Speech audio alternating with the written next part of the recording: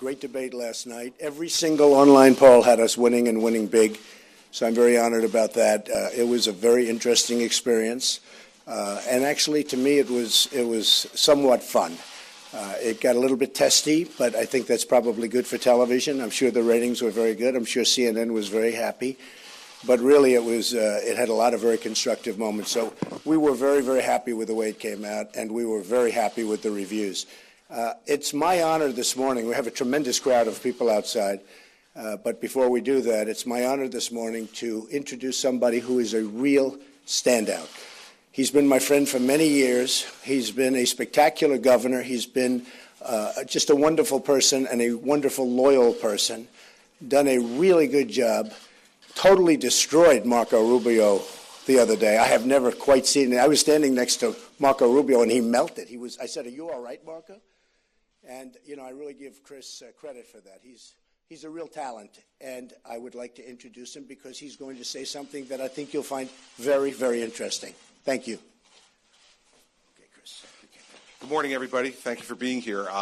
I am proud to be here to endorse Donald Trump for President of the United States.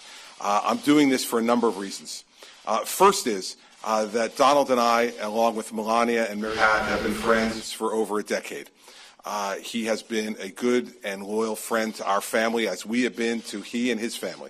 And over the years, we've had a lot of wonderful times together, done a lot of good together for not only the people of the state of New Jersey, but for many charities that we've worked with and on together. And I absolutely appreciate him as a person. And as a friend. Secondly, I've been on that stage. I've gotten to know all the people on that stage. And there is no one who is better prepared to provide America with the strong leadership that it needs, both at home and around the world, than Donald Trump.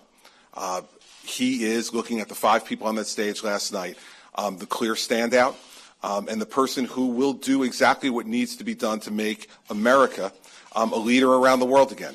He'll provide strong, unequivocal leadership. He will do what needs to be done to protect the American people, first and foremost, both in the homeland and in creating jobs for this country. And he will make sure that people around the world know that America keeps its word again. Donald Trump is someone who, when he makes a promise, he keeps it. I've experienced that over my long friendship with him. And what the American people and our allies around the world are going to understand is that Donald Trump is someone who keeps his word, and that means America will keep its word again. Third, there is no doubt in my mind, and I've been saying this right from the time I entered the campaign, that the single most important thing for the Republican Party is to nominate the person who gives us the best chance to beat Hillary Clinton. I can guarantee you that the one person that Hillary and Bill Clinton do not want to see on that stage come next September is Donald Trump. They know how to run the standard political playbook against junior senators and run them around the block. They do not know the playbook with Donald Trump because he is rewriting the playbook. He is rewriting the playbook of American politics because he's providing strong leadership that's not dependent upon the status quo. And so the best person to beat Hillary Clinton in November on that stage last night is undoubtedly Donald Trump. And so I am thrilled to be here this morning to lend my support. I will lend my support between now and November in every way that I can for Donald to help to make this campaign an even better campaign than it's already been, and then to help him do whatever he needs to do to help to make the country everything that we want it to be for our children and grandchildren. He's a good friend. He is a strong and resolute leader. And he is someone who is going to lead the Republican Party to victory in November over Hillary Clinton, which is the single most important thing we can do. So I thank him for his friendship. I thank him for all the kindnesses that we've shared with each other over the years. But more importantly than that, I thank him for leaving the private sector, for seeing that there was a need for strong leadership in this country, and for being willing to step out of the private sector and come and offer himself for public service and for leadership in this country at a time when our party and our nation so desperately needs it. So I'm happy to be on the Trump team, and I look forward to working with him. Thank you, sir. Thank you. Thank you very much, Chris. Great honor. Yes, Mark? Senator Rubio made a number of statements about you today. I want to ask Governor Christie what he thinks of. Okay. I want to ask Governor Christie what you think of Senator Rubio calling Trump a con artist. And Mr. Trump, he seems to be trying to get... Is that what he called me? He called you a lot of things, but one of them was a con artist. But I want to ask you, he He's a pretty desperate guy. He's down about 22 points in Florida. He seems to be trying to rally you and get inside your head. I wonder what you think the chances of that are. That's not happening. Go ahead, Chris. Listen, the fact is that desperate people do desperate things. And I've seen it throughout politics, and so have you. And so the idea that Marco Rubio can get inside Donald Trump's head is an interesting proposition, but one that's really for the D.C. parlor game. What Donald Trump is about the people of this country. You know, I heard some of Senator Rubio's comments this morning. None of them were about the people of this country. When are we going to start talking about them? The fact that middle-class folks in this country are suffering. The fact that people who want jobs can't get them because they've been taken away. The fact that we can't any longer as a country stand up and defend ourselves around the world because we have a leader who wrings his hands. I didn't hear any of that this morning from Senator Rubio. So desperate people in campaigns do desperate things, flailing punches in the last days of a losing campaign. Fact of the matter is, no one's going to get inside this guy's head. He has lived a lot of life. He's had lots of fights and battles. I've watched him do it. And there is no better fighter than Donald Trump, and he's going to fight for the American people. And you didn't hear Senator Rubio talk about any of that this morning. Mr. Trump. John? First, two things. First of all, this is a big endorsement. I agree. To me, it's a very big endorsement. I want to ask you what it means to your campaign. You said endorsements don't matter much. Generally speaking, I'm not big on endorsements. I could have had many endorsements. I have quite a few good ones, but I could have had many, many. But, you know, I didn't want to take the time and the 2 hours and the dinners and everything else. It just wasn't worth it. This was an endorsement that really meant a lot. Chris is an outstanding man with an outstanding family. He's done a great job. And I think that this is the one endorsement that I felt very strongly about. I wanted again. And I want to ask you about Marco Rubio talking about you at the debate. He actually suggested that you were sweating backstage, that you seemed... Well, I'll tell you about backstage, I mean, if you'd like. I walked back there, and he's with a pile of makeup, putting it on his face. They said, Marco, easy with the makeup. You don't need that much. You know the story with Marco. I watched him against this man, where Marco, he was right over here. And I actually looked at him and I said, are you okay? He looked like he just came out of a swimming pool. He was a mess. So we'll see what happens. We're going to see what happens. But, no, I heard he had some very nasty personal comments. But I saw him backstage, and he was putting it on with a trowel. Yes, Katie? Is this foreshadowing anything? A vice presidential pick, a position in the cabinet? It's just too. We never even had that discussion. Chris called. We have this great relationship, and I just said, wow, that is really great. That is really great. To me, this is something that means outstanding person, amazing person. Mr. Trump, you said that Hillary Clinton shouldn't be allowed to run for president because of her female but right now you're facing a fraud case from Trump University. You haven't really... Excuse me, that's a civil case. I've won much of it. Excuse me, Sarah. I've won much of it. It's a peanut case. It's a very small case. I will end up winning. I could have settled it many times. I decided not to settle it. I could settle it now. I don't want to settle it. Excuse me. I go through court. I go through court often. I win the cases. I have a very good record. And I don't like, this is just people wanting to get their money back. Most of these people signed report cards. It's called a report card, where they said how great it was. Then they sue you years later to see if they get their money back. So we'll win the case. It'll take a little while, but we'll win the case. Much of the case has already been won. Go ahead. This is for Governor Christie. Governor Christie, when you had a decision to make between a lot of the other candidates, what did it come down to, and when was the moment when you decided to endorse Mr. Trump? First of all, let me respond to that because I'm a former federal prosecutor. To try to compare a civil lawsuit to the mishandling of classified information, much of which I can tell you, we used to have to go to specialized rooms that were sealed from any type of intrusion to look at, and those were sitting on a private email server in Mrs. Clinton's basement in Chappaqua, New York. To try to compare that to a civil lawsuit where someone's suing for money is a complete misunderstanding. A complete misunderstanding. Excuse me.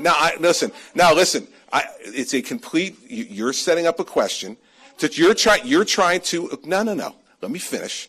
You're trying to equate a civil lawsuit against him with the mishandling of classified information that could put American national security at risk. It's ridiculous. Now, on your question, here's my process. Here's my process on how I went through this.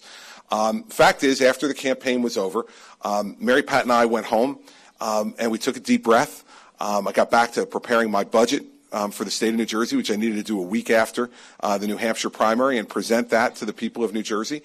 And then we sat down as a family, me and Mary Pat and our children, and we talked about, do we want to play any other role in this campaign or do we want to just not?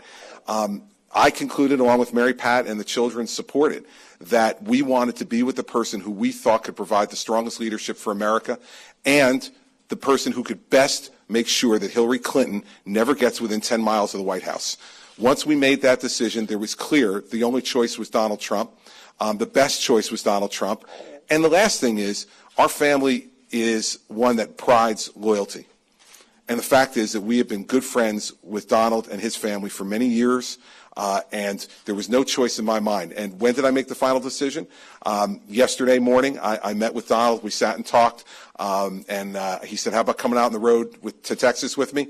And I said, happy to do it whenever you're ready, sir. So we did it, and that's how the process went. Governor Christie, during the campaign, you said two things about yourself. A former federal prosecutor uniquely qualified to deal with national security, specifically terrorism. You also took great pride in putting together entitlement reform proposals more specific than anyone else. On both of those counts, Mr. Trump has been found by his rivals, still in the race, not to be sufficiently specific and unprepared. Marco Rubio said he's wholly unprepared today to be the President of the United States. How do you evaluate what Mr. Trump is on entitlements and on dealing with terrorism as compared to the way you saw yourself? I find it fascinating that someone who barely shows up for work in the 6 years he's a United States Senator is going to talk about somebody else being unprepared. And the fact of the matter is, Senator Rubio has shown himself over the course of time to be wholly unprepared to be President of the United States. I said that at the time I was in the race, and nothing has changed my mind now. Fact is, this is the only guy on that stage, other than Governor Kasich, who has made executive decisions, who's had to make executive decisions throughout his life, who understands how to put together budgets, how to make sure that money is spent efficiently and effectively in order to create profit, and to make sure that the country, as moving forward as president, would get back on that kind of track. This guy knows how to do that better than anybody on that stage. And so this campaign has a long way to go, and there's going to be lots of conversations still to have. But the confidence I have is that he is strong enough to take on the D.C. establishment, which is what's represented by, Senator Rubio. It's the D.C. establishment against the guy who's going to come in there and fight the D.C. establishment to turn around what's been happening in this country, the failure of both parties to be able to do anything that's worthwhile. So Donald and I continue to have great conversations about the campaign going forward. I intend to be a resource in any way that I possibly can be for him, and I have absolute confidence in his ability to be able to get in there and fix the problems that plague America. Mr. Trump, can you give us a timeline on releasing your personal tax? Well, I think I told you about 12 times yesterday. My taxes for many years have been under audit, and for some reason, I have a lot of rich friends. They've never been audited. I'm audited every year, I think, for like 12 years. Many of those audits have been finished, but we have some left. And until such time as the audit is finished by the IRS, which is a routine audit, I think, but until such time as it's finished, I won't be going and releasing, because obviously that wouldn't be a very good thing to do. Yes, go ahead. How do you feel about the recent endorsement from David Duke? I didn't even know he endorsed me. David Duke endorsed me? Okay. All right. I disavow. Okay? Yes. Go ahead. Mr. Trump, Yes. the former president of Mexico says they will not pay for the wall. What is your response to that? My response is the wall just got 10 feet higher. I gave it to you yesterday. How are you going to make I'll tell you what, and he used foul language. And if I use that language, Chris can tell you. Can you imagine if I used that language? If I used that language, it would be a major scandal. And as many people as we have today, you'd have 5 times more. It was disgraceful the way he went about saying it. And it's going to be very easy. Mexico will pay for the wall. Number one, the wall will be built, which the other people will never get done. And Mexico will pay for the wall. And the reason is very simple. We have right now $58 billion in trade deficits. The wall is a fraction of that. So we will get the wall done, and Mexico will pay for it. Yes, go ahead. Okay, don't get nervous. Don't get nervous. Don't worry about it. Not a big deal. What percentage of your success would you attribute to the rising anti-establishment sentiment among the voters? I think a lot. Good question. I like it. Thank you. I think a lot. People are angry. People are upset. They're upset by by what's going on with the economy. They're upset by trade. They're upset by virtually everything. Nothing good happens with us. We don't win anymore. Nothing good happens. So there is a very angry group of people out there, and they're not angry people, but they're angry at what's happening to our country. Yes, go ahead. Mr. Trump, Heather TCC Rights Magazine. What is your message to the college students of America? Stay with me. We're going to get you jobs, because the biggest problem I have, I go and meet college students. They get out, they work hard, they put debt up to their neck, and then they can't get a job when they graduate. Because the jobs we have are all bad jobs. We're not creating good jobs. The good jobs are going away. They're going off the country. They're going out of our country. Pfizer is leaving and moving to Ireland. It's disgraceful. We're going to get them jobs. Yes, go ahead. I have a question for Governor Christie, if I might. Governor Christie, I listened to you for months say we don't need a commander-in-chief. You need someone who's not only going to burn Washington down, but knows how to rebuild it. You've had a lot of condemning things to say about Mr. Trump. What changed the calculation? How did you know I was talking about Mr. Trump? Well, by the way, I mean, listen, I think you watch the act Senator Rubio has been putting on over the last few weeks. He's obviously gone now, and part of his talking points are to try to be entertaining and smile a lot. Listen, it's one act after another. We don't need any more of these Washington, D.C. acts.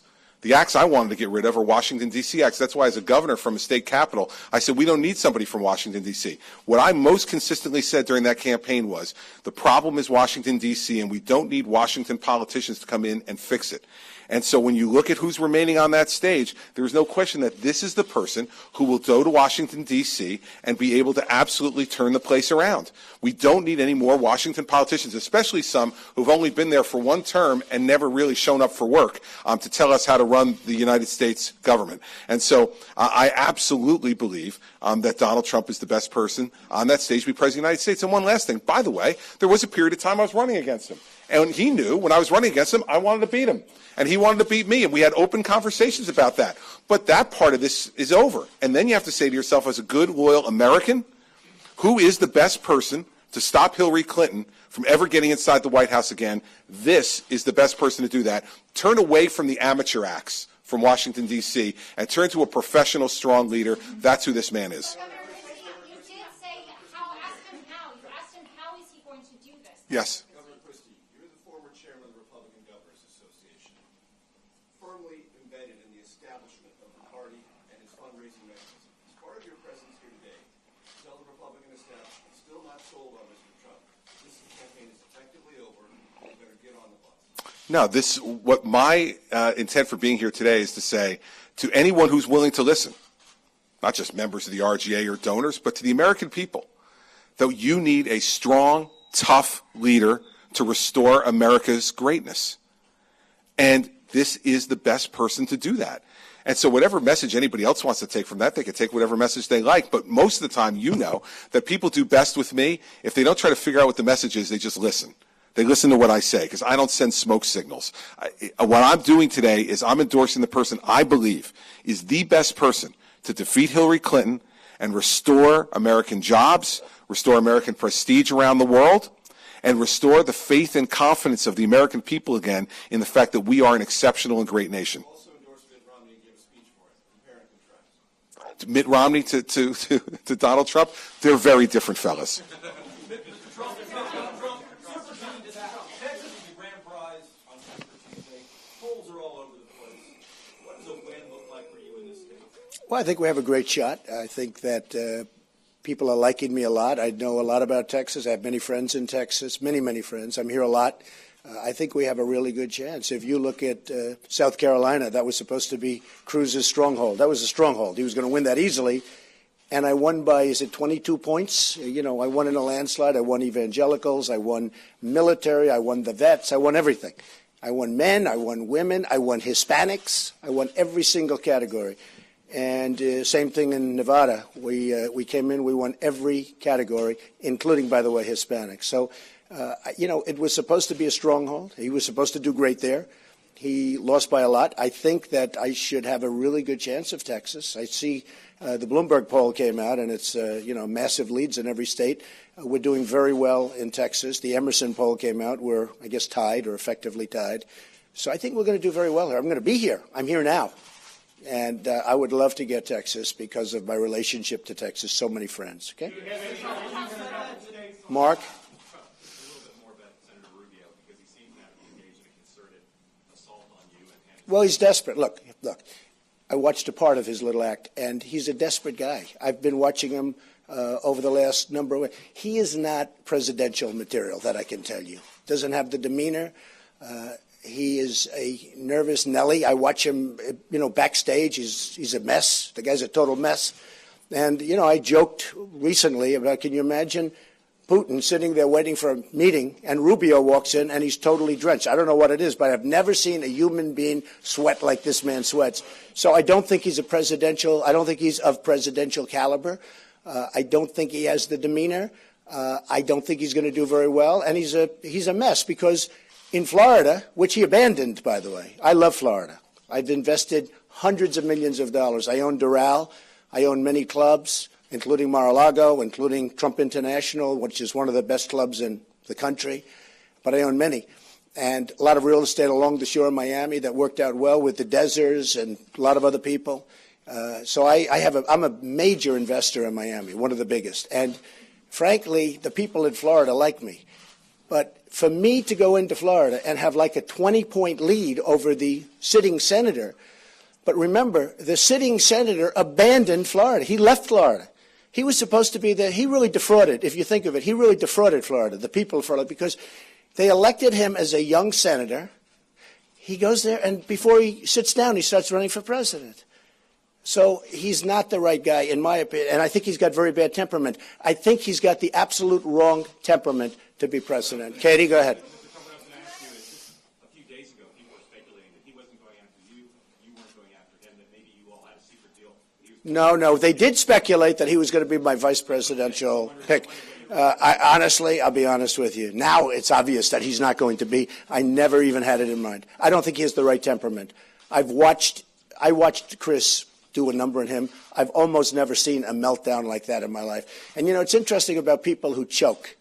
I'm, believe it or not, a good athlete. I've watched people choke over the years. And once a choker, always a choker. It never, ever changes. The guy that misses the kick, misses the kick. When he misses the first one, you got to get rid of him because it doesn't work. Once a choker, always a choker. And that was one of the epic meltdowns. He didn't know where he was. I thought he was going to die.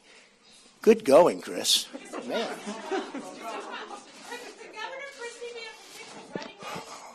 Well, I don't want to discuss that, but he certainly got the talent. We didn't talk about it. We actually did not even talk about it, but he certainly has a lot of talent. Yes, Katie? The IRS has said that there's nothing precluding you in its rules from releasing your taxes. I don't want to do it until I have it done. And let me tell you something. Let me tell you something. We talk about establishment and all. I think it's very unfair that for many, many years I've been audited. I have many, many friends that are very rich people, and they have never been audited. I was with somebody the other day, very rich guy. I said, "How often are you audited?" He said, "Audited." He didn't know what I was talking about. I have many, many rich friends, almost all of them, and they're never audited. Why am I audited every single year? So I'm just going to put you people to rest.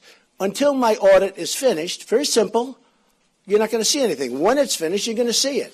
But I'm not going to complicate things by doing it. But put yourself in my position. Why is it that every single year, and I'm talking about beyond Barack Obama, but every year during his term also, every single year I'm audited?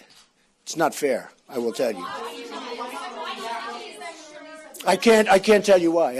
I can't tell you why. I can't tell you why. All I can say is that many, many people I know that are very, very wealthy are not audited. Okay. John? Remarkably, Marco Rubio has gone right at you at what is your biggest strength, your business success. Yeah. He's portrayed you as having a series of business disasters. Yeah, which is... You said you made it by beating up on the little guy. Yeah, which is totally wrong. Totally wrong. He also said I got $200 million from my father. I wish. I got a very, very small loan from my father many years ago. I built that into a massive empire, and I paid my father back that loan. And by the way, and I was telling Chris, actually Chris was telling me because he understands it, my father left me some money, nothing like the numbers you heard, but by that time it was many, many years later when my father passed away. My father, more than anything else, I learned a lot from my father. But for this guy, this lightweight, I call him a lightweight because he is a lightweight, to get up and say $200 million, in fact, the first call I got last night was from my sister, and then I got a call from my brother. And they said, wow, how does he say that? That's not true. They understand. You know, we have 5 in the family. And they said, so in other words, anything also would be split up. But she called, she said, boy, was that untrue. And it's really a shame. And I'll tell you where they got it. They got it, the New York Times wrote, you know, I call it the failing New York Times because it is a totally failing paper with some really inaccurate reporting and purposely inaccurate. They go out of their way, and if you try and make a correction prior to the story, they don't want to do it. They made a statement about it. I don't know where they got it, but I would just tell you the number is wrong by a factor of hundreds of, I mean, by a fortune. I got a small loan, started a business, and it's now worth billions and billions and billions of dollars. And if I ever wanted to sell the assets I have, Trump Tower, the Bank of America building in San Francisco, big chunk, 1290 Avenue of the Americas, some of the best land in the country, Doral Country Club, Turnberry in Scotland, home of the Open Championship, referred to sometimes as the British Open. My property would sell for numbers like nobody would even believe. I have, I think, among the best properties anywhere in the world. No, I just think it's really unfair when a guy says, my father gave me $200 million. If you knew Brooklyn, okay, in the early 1980s, and you understand this, Chris, if you knew Brooklyn in the early 1980s and the 1970s, there wasn't $200 million, that I can tell you. And I do have brothers and sisters. But the first call I got was from my sister, and then I got a call from my brother late at night. And all he wanted to do is say, why are they allowed to say that? Because he's a liar. This guy's a liar. Now, I used to call Ted Cruz a liar, but now I'll also call Marco Rubio. And he actually mentioned some companies, and some of those companies are very successful companies. He said they closed. I sold some. Like, for instance, I sold Miss Universe for a lot of money, got a lot of money for it. I sold others. And the water company he mentions, I think, the wine company. I have the biggest vineyard on the East Coast. That's having to do, I make vodka all for my clubs, because I have many clubs. And we make vodka for the clubs. He said it was closed. It's not closed. Go ahead. Go ahead. Does this make you rethink your pledge? Because you pledged to support whoever the nominee is. If he were to become the nominee... Well, no, I think about it. I would certainly think about it. But look, if for some reason it didn't work out for me, Chris would understand this. I'm going back into what I do. I don't need to do this. This is something I'm doing because we are going to make America great again. And politicians are not going to do that. These politicians, and I know the people on the stage, they're not going to do it. Marco Rubio is a lightweight. He doesn't have the talent. He doesn't have the temperament. He can never make us great. Do you know if you can write off the money that you are using for your campaign? Do you know if you can write that off? No, I can't. What kind of a question Governor is that? Christie, can I ask you a question? No, I You, can't. as you said, are a former federal prosecutor. Is there a position in the cabinet that you would be interested in, Attorney General, something like that? Would you like to be his running mate? I am the governor of the state of New Jersey until January 19th of 2018, and I have every expectation that I will fulfill the end of my term and then go into private life and make money like Trump. That's what I intend to do. So if you were offered a position, would you take it? I haven't been offered any position, and I don't speculate on those kind of things. I have a term of office till January 19th of 2018, and I intend to fulfill my term, and then, like I said, go off into the private sector and finally beat my wife 1 year in our marriage. We've been married 30 years in March. I'd like one time before I die to make more money in a year than she did. So that's going to be my goal after January 19th of 2018. But he does have talent. That I will tell you. Thank you, everybody. We have thousands. I have to go. We have thousands and thousands of people outside. You will be very impressed. Thank you all. Thank you very much, everybody. Thank you.